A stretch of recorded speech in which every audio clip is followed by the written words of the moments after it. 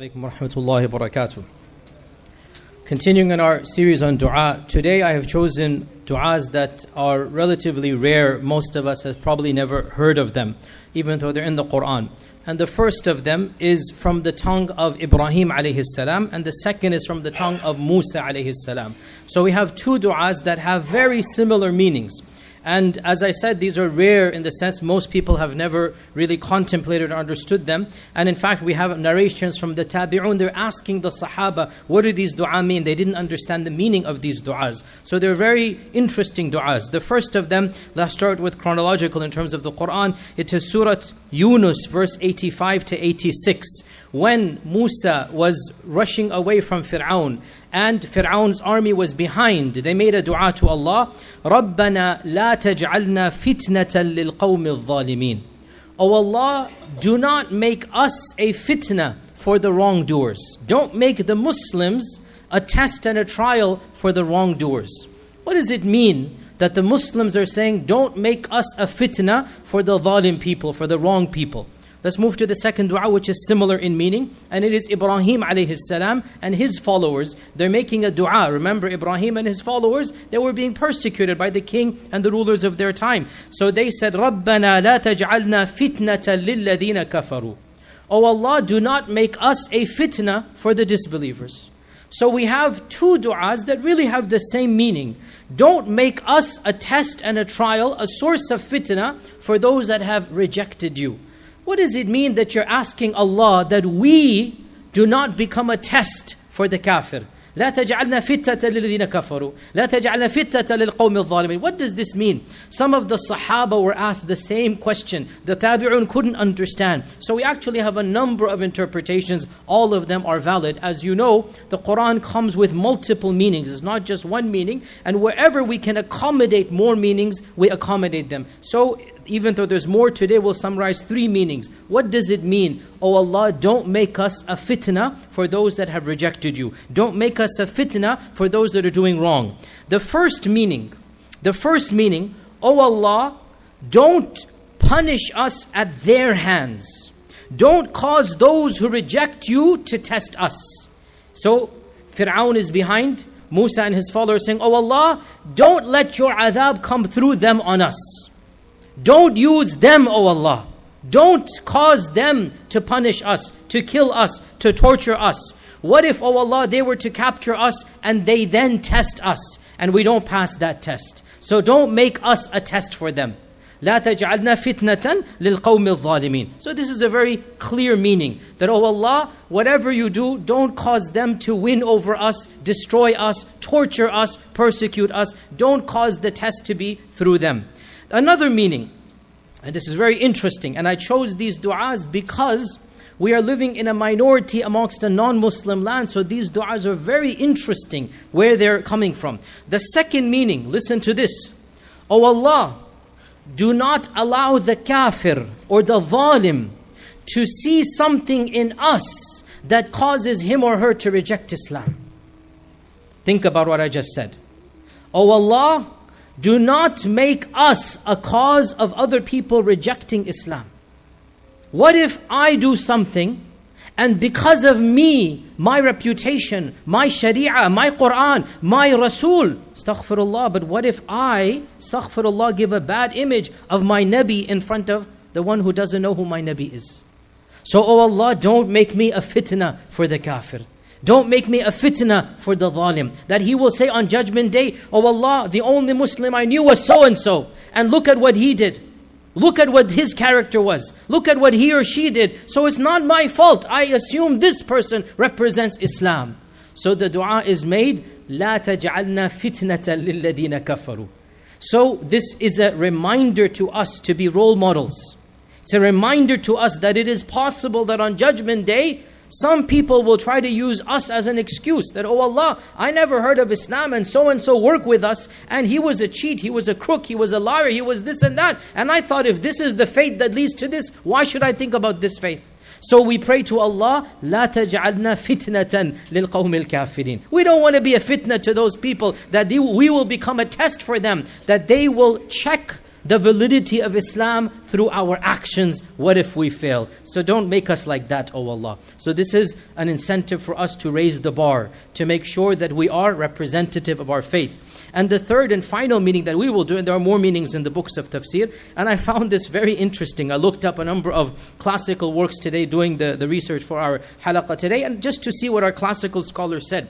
And I have to say, I was tickled by this in a humorous manner. I'll explain why.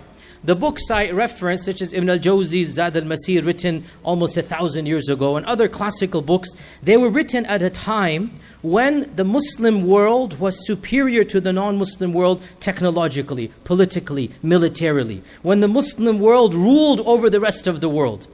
And they gave a hypothetical interpretation that we are currently living right now.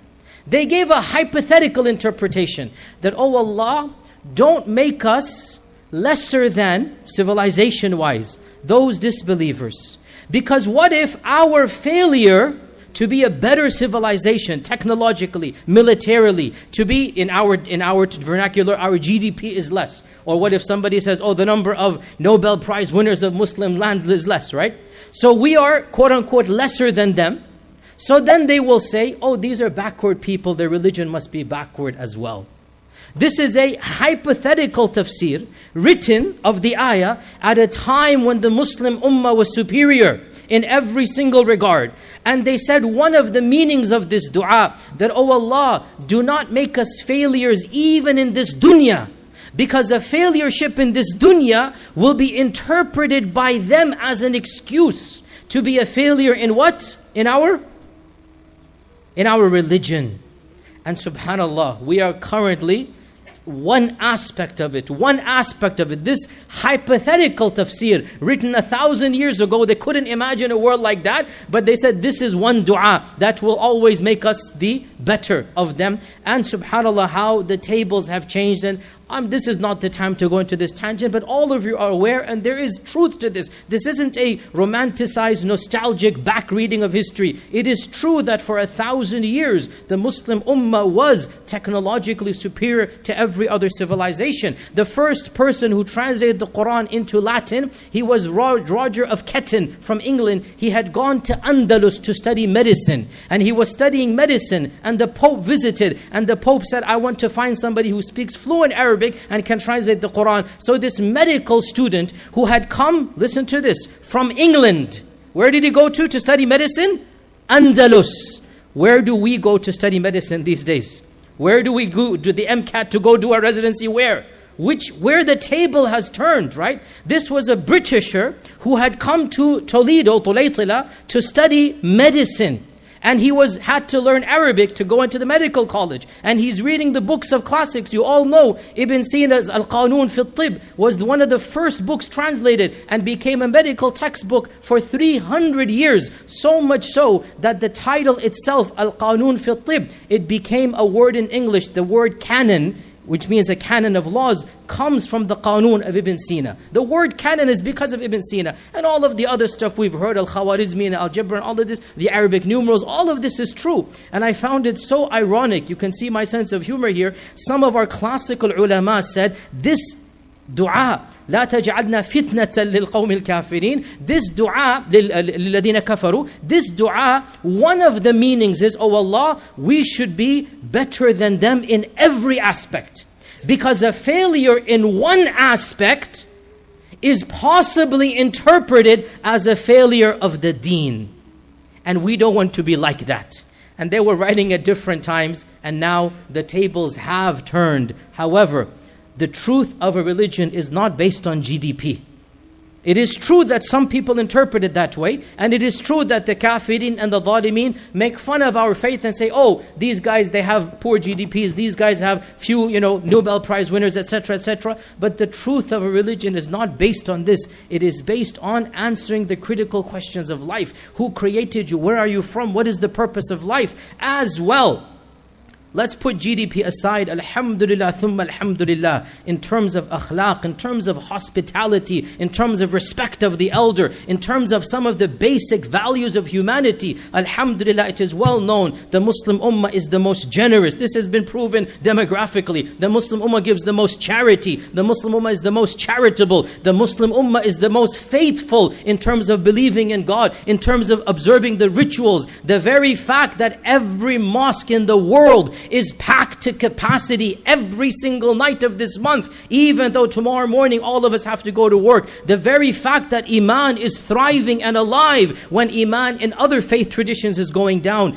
These are the signs of a true religion, not GDP. It is good if we had the GDP. It is good if we had the Nobel Prize. And once upon a time we did, for over 1,000 years. We don't have it anymore. رَبَّنَا لَا تَجْعَلْنَا فِتْنَةً لِلَّذِينَ كَفَرُوا. And also رَبَّنَا لَا تَجْعَلْنَا فِتْنَةً لِلْقَوْمِ الظَّالِمِينَ. This is a dua we should make continuously as a minority situation. We don't want to be a fitna, a test and a trial for those that have rejected Islam. We don't want them to reject Islam because of us. Our akhlaq and our morality and our code of conduct always has to be the best, so that they cannot use us as an excuse to reject our faith. So memorize this dua from the tongues of Musa and Ibrahim alayhi salam. رَبَّنَا لَا تَجْعَلْنَا فِتْنَةً لِلْقَوْمِ الظَّالِمِينَ and رَبَّنَا لَا تَجْعَلْنَا فِتْنَةً لِلَّذِينَ كَفَرُوا. And inshallah we will continue tomorrow. Assalamu alaikum.